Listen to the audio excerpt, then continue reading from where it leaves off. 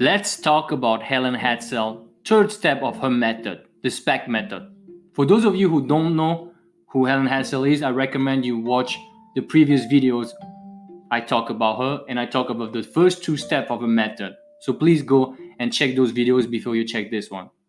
For those of you who have watched the video, we're going to talk about the third step of her method.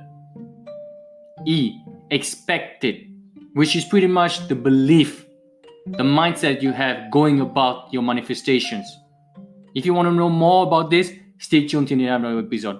As always, I appreciate you guys to share my videos, like my video, comment on my video. It really does help my channel, and I'm really appreciative and grateful about it. Thank you so much. Now let's get into it. The third step, expected. That's a tough one. It can be tough. Visualization is one thing. It's something you do once, twice, 3 times per day. Desiring, feeling good, that's all good. But the belief, that's something that might take time, if you know what I mean. It's not something that always comes naturally for many of us, especially at the beginning when you start this journey. Because you want to be persistent. As Neville Goddard said, you want to be persistent in your assumption. And what assumption do you want to have? You want to be having at all times the assumption that what you want is already yours. And that can be tricky. It means all your thoughts, and I really mean all your thoughts, has to be aligned with the wish fulfilled all throughout the day. And yes, that's where the hard work is. You have to be aware of your thoughts. You have to guard your thoughts. More importantly, you have to be on top of your thoughts. And you have to be persistent with them. You cannot visualize in the morning, visualize at night, and all in between you will be thinking about something else. Be thinking about something that's completely opposed to your manifestation, to your outcome, to your desired outcome. A lot of people have this problem, and I read comments and I talk to people, my clients, etc. They talk about why do they have mixed results or completely opposite results. Well, often, especially when they're actually doing the techniques morning and night.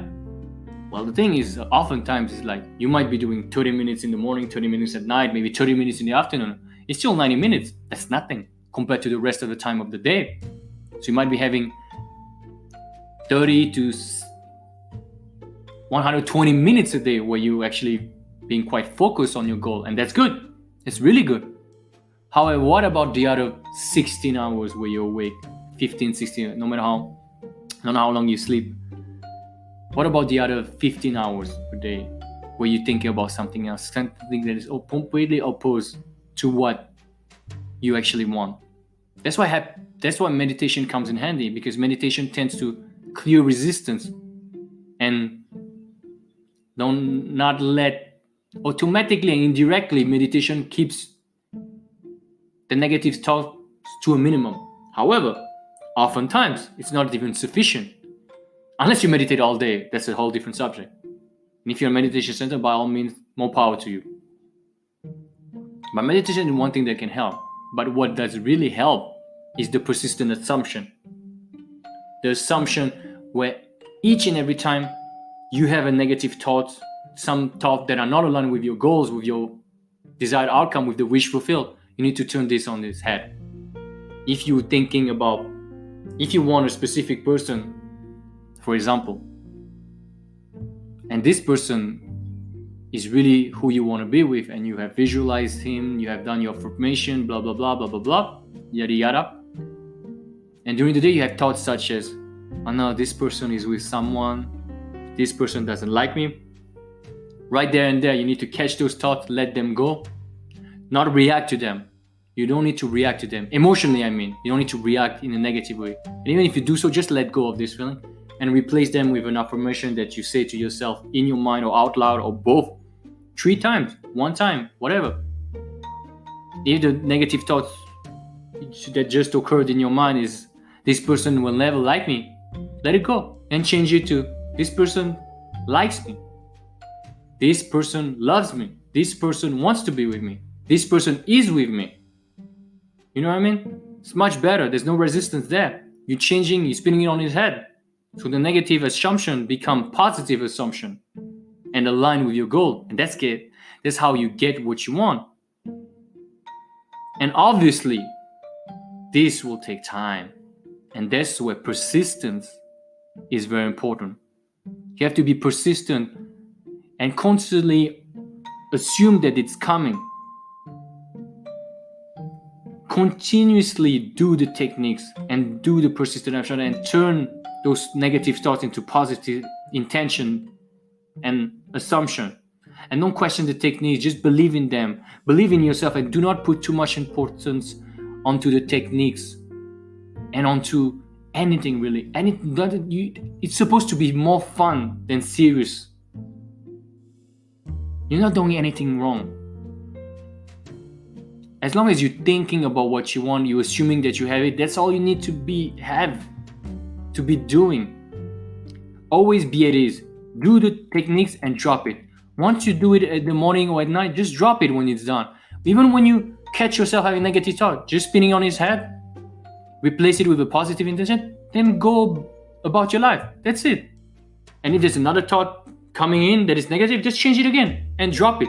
You don't need to spend all day long doing this unless you have negative thoughts all day long. Bye. That's all you need to do is just reverse it and drop it. Reverse it and drop it. And soon enough, you will have less negative thoughts. That's the magic of persistent assumptions. Napoleon Hill wrote, "There's no substitute for persistence. It cannot be supplanted by any other quality. Remember this, and it will hearten you in the beginning when the going may seem difficult and slow." Those who have cultivated the habit of persistence seem to enjoy insurance against failure. No matter how many times they are defeated, they finally arrive toward the top of the ladder.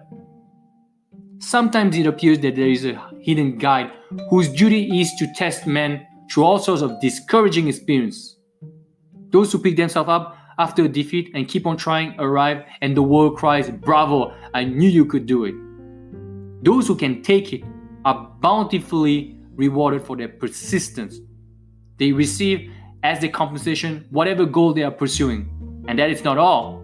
They receive something infinitely more important than material compensation: the knowledge that every failure brings with it the seed of an equivalent advantage.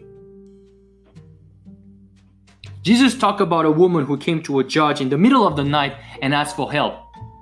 The judge told her to come back in the morning. The woman would not have any of it. She kept on banging on the door till finally, in exasperation, the judge opened the door and tended to her needs. Neville Goddard wrote, in the book of Luke, the story is told of a man who came to a house at the midnight hour and said, "A friend has arrived who is hungry. Would you let me have 3 loaves of bread?" The man upstairs replied, "It is midnight. My children are in bed asleep and I cannot come down and give you what you want." Then this statement is made, but because of the man's importunity, he was given all that he desired. The word importunity means brazen impudence. Having a desire, the man would not take no for an answer. Remember Helen Hadsell? When she wanted to meet Art Linkletter, she was in the waiting queue to get in the studio where Art Linkletter's show was filmed, but she happened to be one of the last people in the queue. Only a certain number of people were allowed because there was only so much room. The young man in charge of the seat allocation closed the door and said that there was no more seats for that show. He started giving tickets for another show to the people left out the Art Linkletter show, which included Ellen. She told the young man that she did not want to go to another show. She wanted to meet Art Linkletter. He said he was sorry, closed the door, and all the other people went to the other studio to see the other show. However, Helen did not move. She did not yield. She did not budge. She stayed put. 10 minutes later, the young man came out again and was surprised to see her still waiting. He asked her, "Are you still here?" She responded saying, "Well, I am here to see Art Linkletter." He told her to wait, and he checked if there were any seats still available. He found one seat, but it was all up in the balcony. He directed her up, and she sat. And she finally got to meet Atheling later and watch the show and got a gift. And so much more. She just would not take no for an answer. She was persistent in her assumption. Neville Goddard wrote, "Daring to assume that all things are possible to imagine, put this one reality to the extreme test by assuming you are the person you would like to be. Your reasonable mind and outer senses may deny it, but I promise you, if you will persist, you will receive your assumption. Believe me, you are the same God who created and sustained the universe, but a kid low, so you must be persistent if you want to bring about a change." Ernest Holmes said that faith needs to be built with perseverance and persistence. Faith is a state of mind. If a thought of doubt comes, faith will remove it. In actual practice, you would say, "I'm no longer afraid of this doubt because I understand it is only a thing of thought. I'm a thinker and I can't control my thoughts. Whatever doubts appeared, just say you don't belong to me. I refuse to entertain you. Just run along and mind your own business." I heard a story from Sri Radhanath Swami, an Indian guru who was from the United States. Imagine you would plant a seed and give it everything it needs. Water it and nurture it every day. Imagine that after doing this for 365 days to the best of your abilities, there's no growth.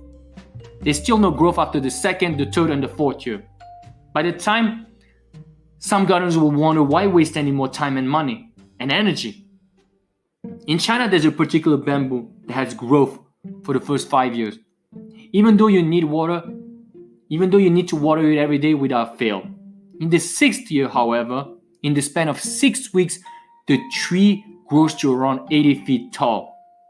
Remember this when you imprint the subconscious mind. You are planting a seed. This seed has its own pattern and time. All you need to do is care for it, believe in it, live as if your wish has already been fulfilled for as long as it takes without frustrations or doubts. Know that in life, the China and bamboo tree analogy apply. There will come a time when in the span of a brief moment, things will change completely for the better as if a miracle. You don't need to wonder. Things can happen fast or not so fast. That's not something you need to ponder upon. Expect it as if it's already done. And remember, as Ellen said, there's no failure, only delay in result. And never take no for an answer. Be importunate. And that's the end of this episode. For more information, check my other videos. Check my ebook on Helen Hadsell. Your support means a lot. It's very cheap. If you like it, please purchase it and tell me more about it. Thank you so much. Of course, links in the description box below.